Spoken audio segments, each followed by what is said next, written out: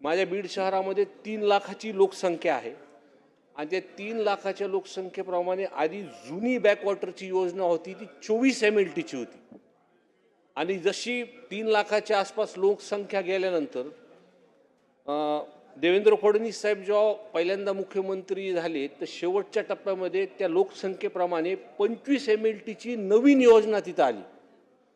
ही पहिली जुनी 24 MLT आणि नवीन 25 MLT। पण अध्यक्ष महोदय, नवीन योजना झाल्यानंतर सुद्धा आज सुद्धा शहरामध्ये रेग्युलरपणे पाणी येत नाही। त्याचं सगळ्यात मोठं कारण हे आहे की तिथं थकबाकी आहे MSEBची आणि MSEBची थकबाकी असल्यामुळे पूर्ण योजना जी 25 MLTची आहे ती 125 कोटीची ती धूळ खात पडली अध्यक्ष महाराज।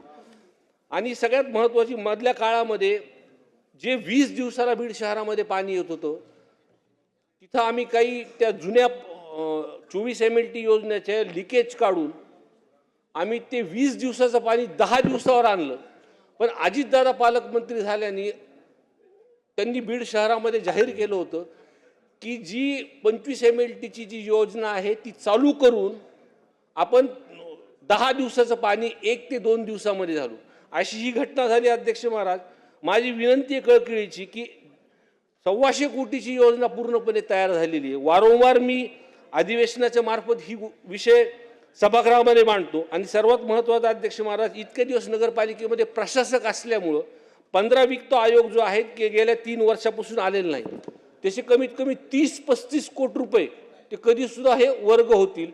माझी विनंती अध्यक्ष महाराज सरकारला किंवा